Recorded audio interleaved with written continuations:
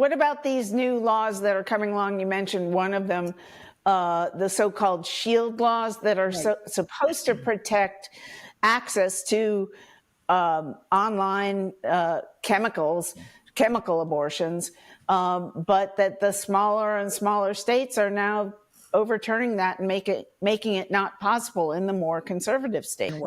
Here's the concern. There is a very huge safety concern with providing women that we claim that we care about access to this form of healthcare. The problem is there's a huge void of accountability. We've got this technology, and I understand it, but the mail order abortions, to me, is not women's health when you have women that oftentimes are passing the remains of their babies alone. They are hemorrhaging. There are some serious dangers associated with this pill because it's not done under doctor's care or supervision. Now, the shield laws, they are protecting doctors, but they're not protecting women. Real care requires oversight. If women are being harmed by the abortion pill, passing, like I said, the remains of their own offspring alone, that is not a very pleasant experience. We can't say that we want to protect women and save women, yet we're giving them access to a form of healthcare void of accountability. That is a level of danger that I don't think any of us are prepared to have a conversation about, because we simply just want to give them access to be able to kill babies. Well, there's not, I mean, let me go, Donna, I want to go to you, but let me just start out by saying I'm pretty sure I'm right on this, that the medical community has said that having an abortion, especially an early term abortion, is safer than having a baby for women. Yes.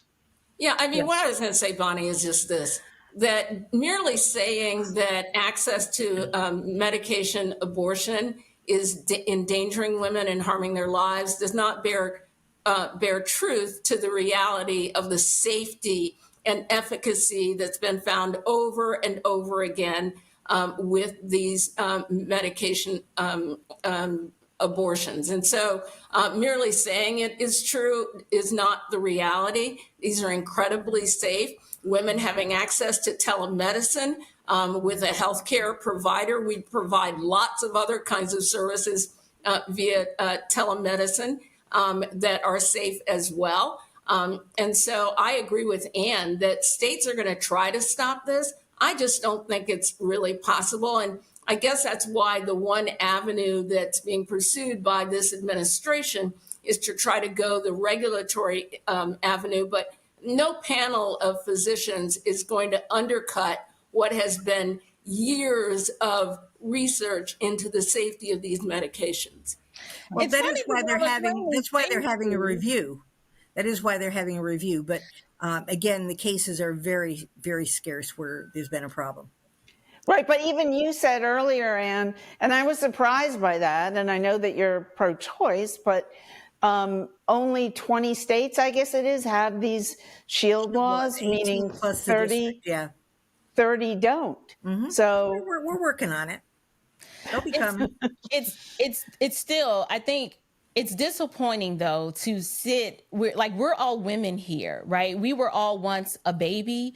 Mm-hmm. To hear it sounds like there's just such a bloodthirst for the rebellion to promote a culture of death. Oh my goodness. Where we are killing. It's a baby. It's alive. There's a lot of debate around. In the April, you speak things as though they're true, and I think there's a wide opinion about that. My worldview affirms the life, the sanctity of life in the womb, a life that you were at one point of gestation.